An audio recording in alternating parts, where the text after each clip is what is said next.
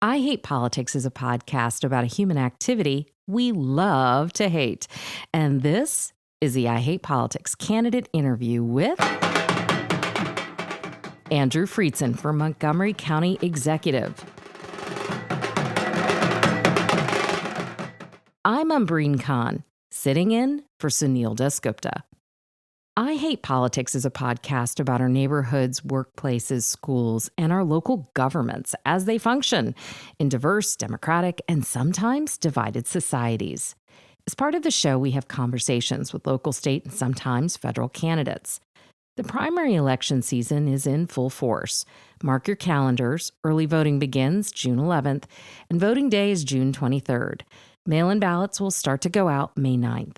Now, a note about our process. There are 3 candidates for county executive running in the Republican primary. We hope to interview the winner in the run-up to the general election.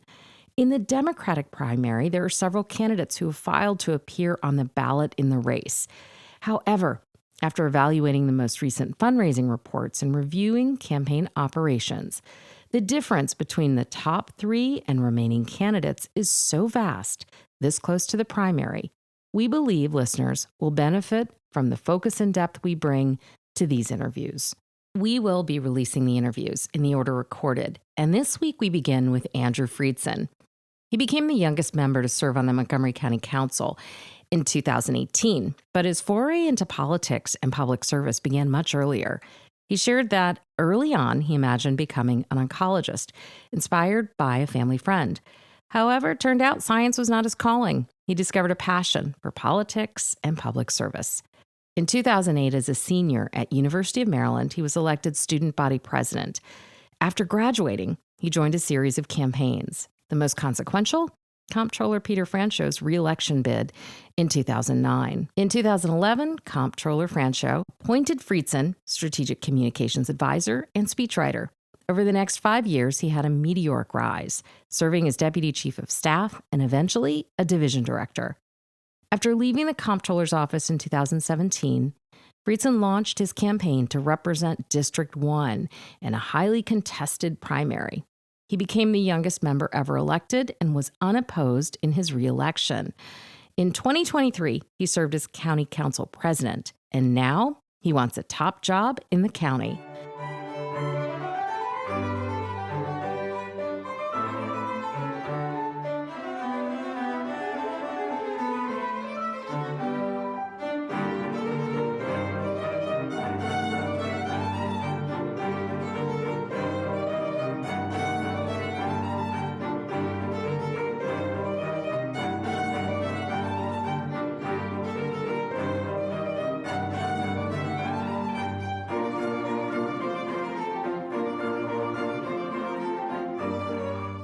Andrew Friedson, welcome to the I Hate Politics podcast. It is great to have you here, and let's just jump right in. Before county council, you worked in state government. Tell me about that experience.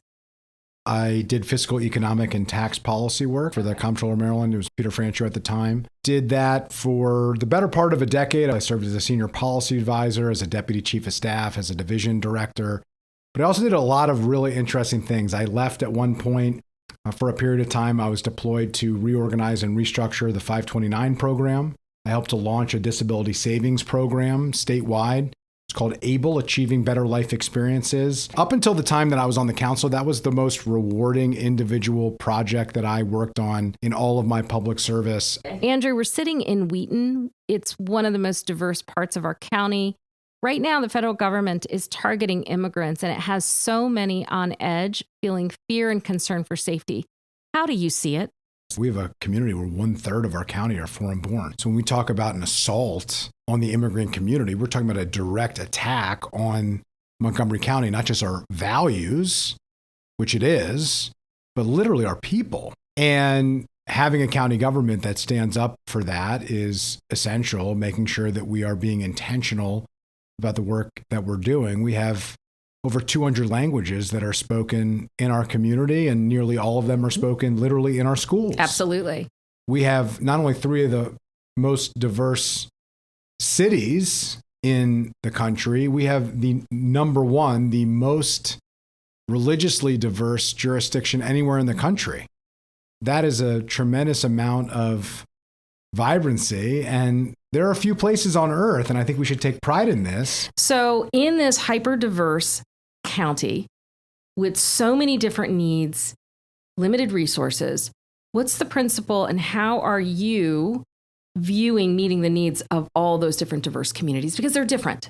Well, in terms of intentionality, we've set up specific programs to target specific groups. So this is where you have the African American Health Initiative, and this is a health program, the Asian American Health Initiative, the Bienestar y Salud. Those efforts were done very intentionally, and they literally saved lives during COVID. I like to say on their turf, in their terms, and in their language. And then the second piece is then how do we hold them and all of our taxpayer dollars accountable in terms of knowing that the outcomes, and we do have ways that we can measure this. We do measure these outcomes in terms of who is being reached, what are the health outcomes, for instance, for some of our health and human services contracts. How, as county executive, are you going to approach addressing all those supports and services that the county executive's office is mandated in many instances to provide? Yeah, we need to be focused on outcomes, and I don't think we focus on outcomes enough. We are doing reporting, but not auditing, and there's a difference. And I think we need to move into a completely different model. We are bankrupting our nonprofits based on the current model that we're on. And the reason for that is that county government is not providing resources in order for them to execute the contract, in order for them to provide the service. So they have to pay on the front end for all of their costs, their personnel, et cetera. And then they send the bill, the invoice to the county government. And because the county government doesn't move as efficiently as I would like it to move, and I intend to make it move faster, but even if it worked at breakneck speed, it's still a delay from when they're actually going to get paid. There are better models for that, which is a fee-for-service model. In a fee-for-service model, which is largely how the federal government does nonprofit contracting, you get a small percentage on the front end of your contract. And then you get paid when you hit certain benchmarks throughout the contract, and then you get audited at the end. I led the effort to expand the Office of Inspector General and then required a regular review of all county departments, which includes contracting. So we're doing that on a proactive basis. We were only historically doing it on a reactive basis.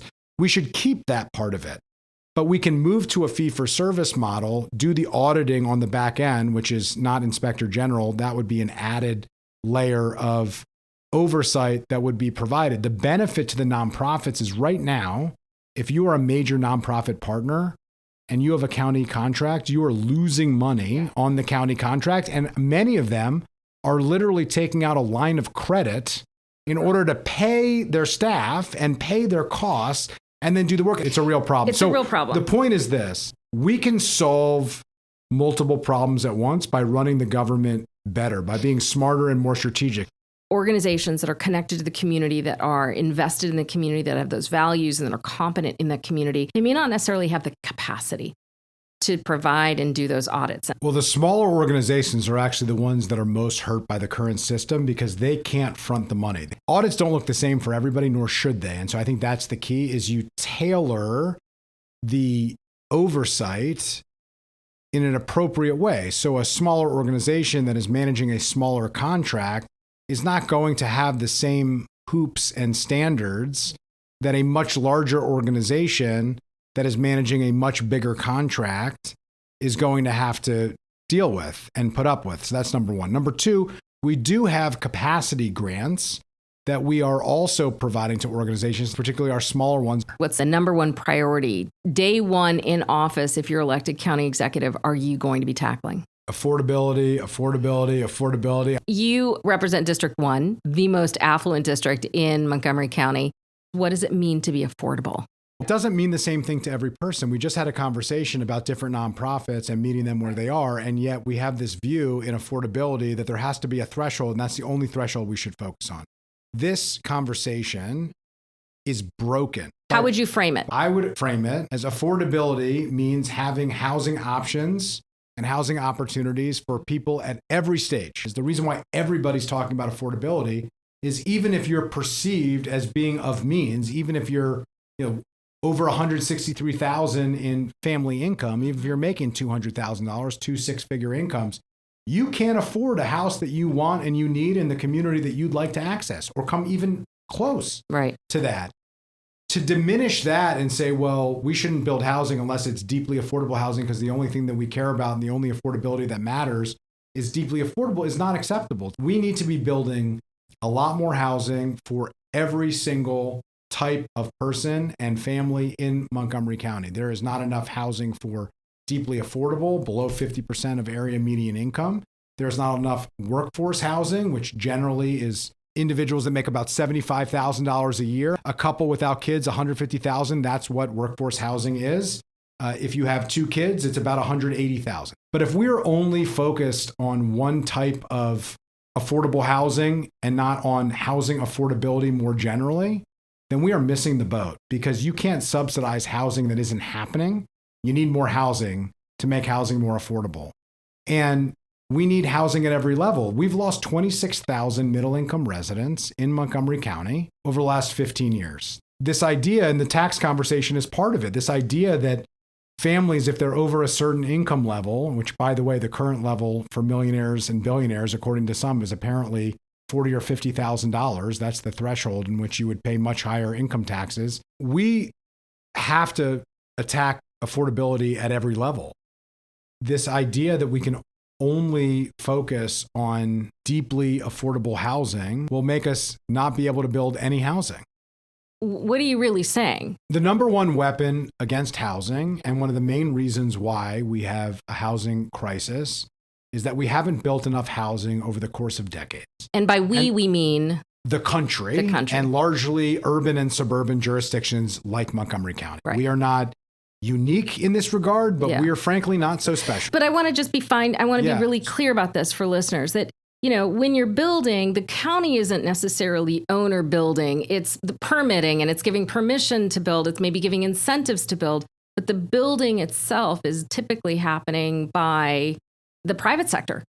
Or an individual homeowner. Or an individual homeowner who chooses to build a home. So the first aspect of this is affordable housing, and deeply affordable housing is subsidized housing. I have championed more deeply affordable housing projects than anybody else. And I could go through a laundry list of financing programs and other options that I have championed and led on that have allowed that to happen. The Housing Production Fund, which is the $100 million fund through the Housing Opportunities Commission, which is our public housing agency.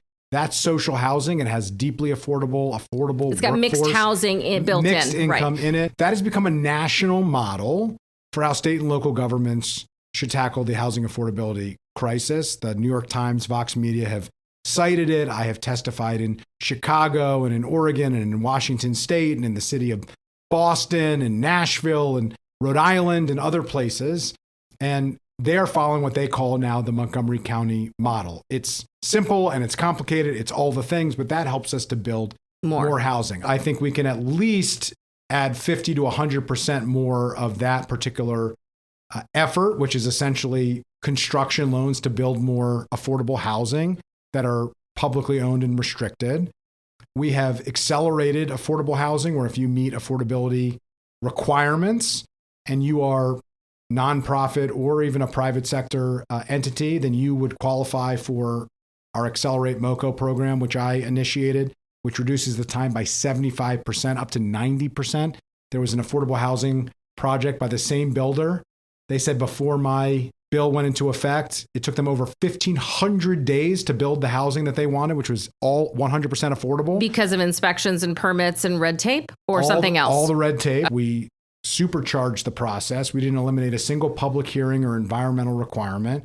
We just held the government to a higher standard and made the process work a lot better and much faster, which is a huge savings in money. And we reduced that timeline from 1,500 days to 64 days. And what did that produce? How many units did that produce? Do you know? Well, that particular project's over 100 units, like 164 units, if I'm not mistaken. That is a pretty average type of affordable housing project that we have.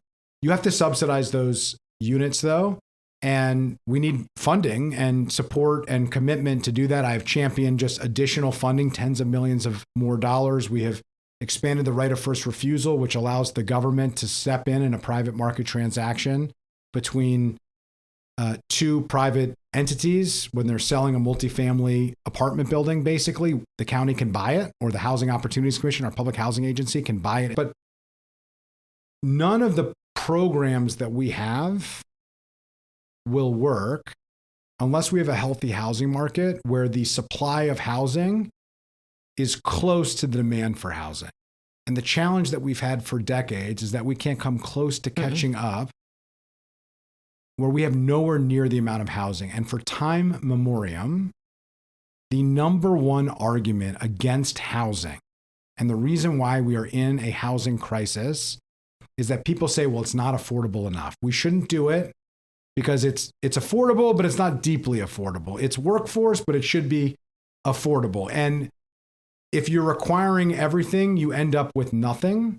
And that is the most effective, time-honored weapon against building the housing that we need in Montgomery County. And we have to get out of the mentality. The current administration certainly has been the leading voice on perfection being weaponized to prevent progress. I am saying that if your goal is to prevent housing, you can always put up a reason why housing shouldn't be built. And one of the most effective ways to say that housing shouldn't be built is to say that they should build more affordable housing. It should be required to be more affordable. You place more requirements on it. So you become county executive, and this is your top issue. What does that look like? Yes. Number one, complete overhaul of permitting. There are proven things that we can do to accelerate the process that jurisdictions all around us have done that we can follow. We don't have to reinvent the wheel here. And we just have to change the culture where the goal is to say yes and figure out how. The second piece of it is the Accelerate MoCo initiative. That is a proven model that we can take many aspects of it. We're not going to be able to be quite as aggressive on everything that we are on our priority areas, like biohealth, affordable housing, and office to residential conversions. But we can take some of the same concepts that we used in that and dramatically reduce red tape. And we can't raise property taxes every single year because not only is the regulatory environment unhospitable to investment in Montgomery County, and everybody who has an option to invest in Montgomery County has told us this loud and clear, and the response has essentially been, don't come here, which I don't agree with. We need to incentivize them, help them, make it easier, make the process better to do that. And if you have a regulatory environment that is unhospitable and a tax environment where the dollars and cents change every year, there's no way to run a business and to think about investments. There's no way as a resident to say, I want to live here if your costs could go up every year, having nothing to do with the value of your home, having nothing to do with the strength of the economy, having nothing to do with making more wages. Before the Trump administration took office, the last full year of data that we have, home prices were up 11.2%, which is a staggering year over year number, and it's consistent, unfortunately, with years before it. Wages at the same time were only up 1.7%. It's completely unsustainable, and that's why, no surprise, we've lost 26,000 middle-income residents. As a county executive, you'll be in charge of managing 10,000 plus employees. What's the largest organization you've ever managed?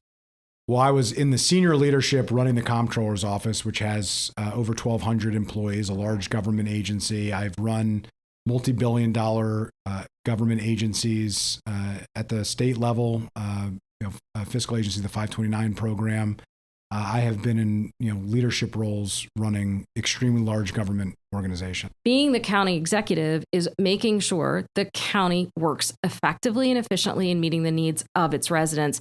I'm the only person running for county executive who has been an administrator of a large government agency. I'm the only person who has served in senior leadership roles overseeing a massive statewide public agency. That is different. That is unique in the other candidates who are running in this race. And I do think that matters. I'm the only person who's running who also has a background in fiscal, economic, and tax policy. And when you talk about the top issues that we're going to be facing, how do you deal with the challenges that we have as a government? How do you grow the economy? You describe that as differentiating. Is there anything else that differentiates you from the other two frontrunners in the Democratic primary? A big difference in terms of background. There's a big difference in terms of our record, particularly on taxes. I'm the only person who's consistently advocated against tax increases. I think we need to grow the economy, and I think we need to do better with the dollars that we have. And that's been my position from the beginning. There's been a proposal in 2020, in 2023, in 2025, and in 2026 to increase taxes on residents at a time when we're not growing an economy.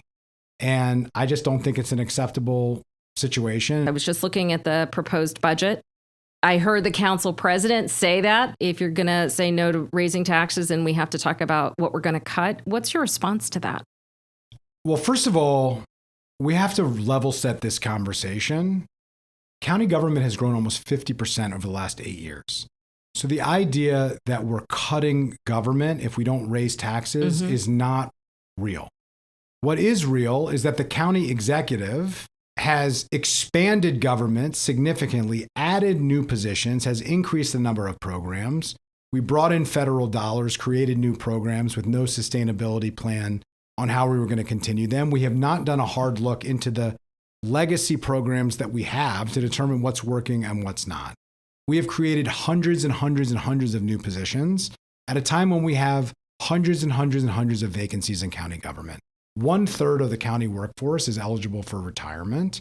There has been a long-standing opportunity for us to make changes. So you're not using the word cut intentionally. Because it's not a cut. If we're not willing to increase to the level that the county executive has suggested we need to increase without doing any type of a deep look that has been promised for 8 years and not delivered on, then it's a cut. It's not a cut. It is not a cut. Let me give you the flip side. If we approve more than a 6% property tax increase, which is really a 12% increase if you include the assessment increase, and a 3% income tax increase, that's essentially what going from 3.2 to 3.3 is, we start the budget year $257 million in the hole. Right. So what does that mean? That means that is a guaranteed 9% property tax next year. For the following year. Unless we do something about it. There was a promise by the county executive when he first ran, which I shared, that he was going to reorganize and restructure government. Did it happen? No. There was a consultant that was hired at one point many years after. The consultant had a group that was set up by the county executive. They made some recommendations, ultimately came out with a report that sat on a desk. The report whittled down their actual goal to very close to nothing, which was to identify 100 vacancies at a time when we had close to 1,500. 100 vacancies to potentially eliminate. And so far as I can tell, 0 of those 100 vacancies that were identified have actually been eliminated. When Ike Leggett was county executive, he did the hard work, working with the council. We need a county executive who's willing to do that. The question is, who do residents trust to navigate us through what is going to be an incredibly difficult situation? The other candidates and me are similar in many of the overarching progressive values that we share. We all want to take care of vulnerable people. We all want to make sure that we're fighting back against the Trump administration and standing up for our immigrant community. But we also need to have a county executive who is all of those things and can be trusted to manage the government and who understands that endless tax increases to solve every problem every single year are not going to grow our way out of this problem, and that we need someone who actually can grow an economy to sustain our quality of life and to look after vulnerable people. How will you work with labor unions, and what role do you see them playing in a future administration? They're a powerful voice, as they should be. Our workforce is a very important part of the services that we provide. I'm proud of the fact that I received the first labor endorsement in this race. The career firefighters endorsed my campaign for county executive, and that was the first organizational endorsement to come out and endorse any candidate. I'm proud of the fact that I have worked often with our labor unions to deliver on key issues. To support working families, I found out at the state level that Ariana Kelly was working on a paid parental leave bill. Several years ago, I asked our county team, I said, what is our plan? What do we do? What's our current policy? They thought I meant, what is the policy and the requirements and the regulations that we place on We didn't have one. Employers? We didn't have one. Yeah. And so what did I do? I brought people together and we delivered paid parental leave. Who did I work with on that? the Montgomery County Government Employees Union. And we delivered. Now, more than 1,100 employees, 3.5 years after that went into effect, have parental leave. And that matters to me a lot as somebody who just had, I say had a baby. My wife had a baby, but I was in the room where it happened. So that counts for something. And I have a background doing this. One of the biggest concerns that a lot of residents have about quality of life and about, gas prices and being able to affordably get to work and back. BRT raises a big question about the effectiveness and efficiency of our county government to execute on these visions. I think that's a very valid concern. The job of the county executive isn't to opine or to oppose, it's to implement. That is really the primary function of the county executive. And as county executive, that is what I intend to do. We have to come up with a funding formula. I served on a working group that did just that. We had a preliminary agreement in place. The county executive signed off on it. I was prepared to go and make the case to the public with the government head and the private sector head. The three of us were going to go out and bring broad support. It would have generated revenue predominantly from businesses, but also would have been a shared sacrifice, and we would have been able to move forward. We would have been able to leverage state money and state dollars in order to make it happen. And it would have been protected so that we knew and taxpayers could trust and businesses could trust that it would only go to what we said it was going to go to. What happened? The county executive proposed a 10% tax increase moments after that preliminary agreement went into place, and it completely destroyed any faith and trust that the folks who had spent over a year working on that proposal had put into it. And we haven't come up with anything since. And now the county executive is coming back with a different proposal that I don't think is as strong as the original proposal that we had, and has lost the faith and the trust of the people that we need to make it happen because of what happened in the first place. So what does the future look like under your leadership? I have actually delivered on this.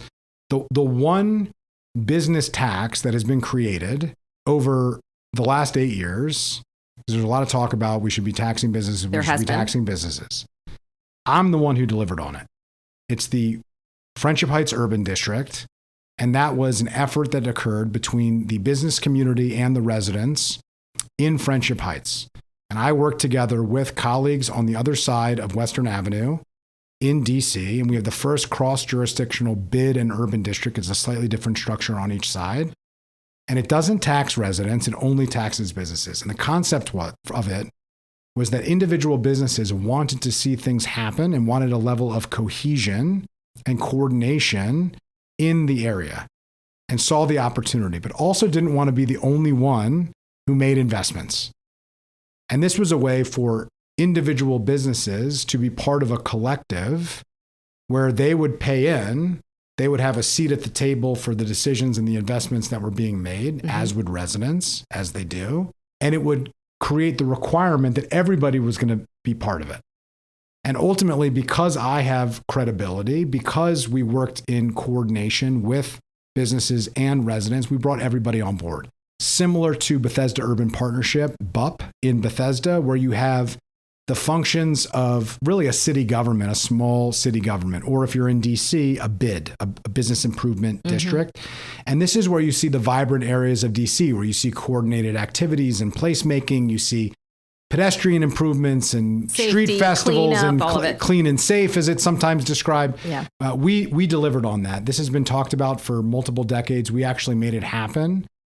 Imagine what we could do if I wasn't just the district council member, if I was the county executive, if we had the business community at the table with residents, with labor, all working together. That's what we used to do in Montgomery County. We need that leadership now more than we ever have before, based on the threats that we're facing from the federal government and the economic challenges with the stagnant economy that we have faced for at least 10 years. The moment is now, and I don't think we're going to have another chance at getting this right. You've talked a lot about the business community. You are not participating in the campaign finance system. The Banner reported that 60% of your donors overwhelmingly come from the business community, the development world. When you saw that piece, what was your reaction to it? Well, I'm very proud of the support that we built. We have the broadest base of support of any campaign, and it's really not that close. We looked at that analysis, and we have a similar number, and in many cases, a larger number of individual contributions from all across the county. I'm a candidate who's run in fewer elections than the people I'm running against. I've run in a district. I need resources to get my message out. And we need a coalition that's countywide. There were some who suggested that I would be just the business candidate. There are some who suggested that I'd just be a District 1 candidate. If you look at that same finance report, you will see the overwhelming support that we have countywide, the large number of small dollar contributions that we have. That is significant. That's the type of campaign we're running. It's the type of county executive I intend to be. I have a track record of working with everyone and actually delivering when I say I'm going to. Ultimately, we can't afford to have a county executive who is vilifying the very people we need to invest in Montgomery County. Do you think that's happening? Yes, I do. We have a current county executive who said the jobs can go to Frederick. I don't think it's acceptable to tell folks that we don't want them here. And I don't think that it's helpful for us to vilify the very people who we need to invest in Montgomery County. We need to change our approach. This is what is destroying our politics at the federal level, where we vilify people who disagree with us, where we pit one group against another group, where we have litmus tests. That's never been who we are. You don't end up with a diverse place like we have by shunning certain parts of the community or saying that we don't want certain people here. I don't think that works on housing. I don't think that works on business expansion and development. And I don't think that works on community building. Montgomery County can show a better way to do politics. I'm running against good people. They care deeply about the community. I respect them a lot. I have worked with both of them, as I have with every single colleague on the council, on a variety of different issues. But we do have a different approach. We do have a slightly different philosophy on how we tackle and solve our challenges. And ultimately, I think the job of county executive is different than the job of a council member. And ultimately, I think that my approach, my background, my track record, my ability to actually bring disparate groups together and willingness to take on the toughest issues, make decisions, and get things done will serve us better. I appreciate you sitting here and taking time out of what I know has been a crazy marathon. Andrew Friedson, thank you for joining me. Thank you so much for having me.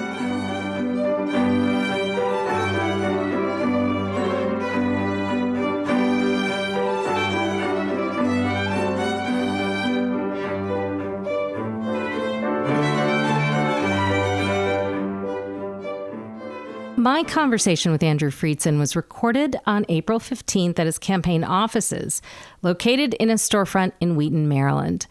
As you could hear, we closed the conversation talking about donors and funding. A little bit more background for listeners. Andrew Friedson is not participating in the public financing program offered in Montgomery County.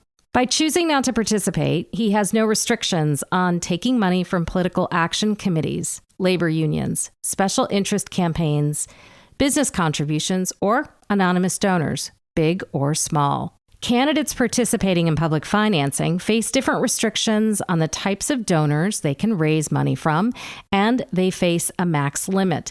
They can raise in total a little over $870,000. In contrast, Andrew Friedson's campaign reported a cash balance of $1.8 million in the January campaign finance report available online. To learn more about the public financing program or to explore campaign finance reports, visit campaignfinance.maryland.gov. Music for this episode comes from the chamber music ensemble Bach Street Boys. Jerome Amon plays the cello and goes to Lakelands Park Middle School, where Henry Stubbs is the music teacher. Ayush Banerjee plays the violin and goes to North Bethesda Middle School, where Agata McClavitz is the music teacher. And Malachi Winder plays the piano. He's homeschooled and taught by Dr. Jamila Takali Hanner. They play together at the Levine School of Music under the tutelage of Susan Katsarelis. Here they are playing Joseph Haydn's piano trio in G major.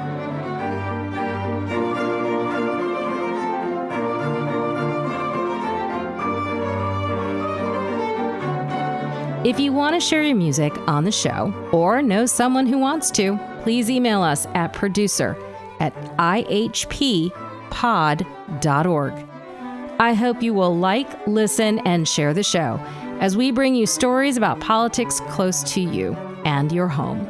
I'm Umbreen Khan, sitting in for Sunil Dasgupta. See you next time.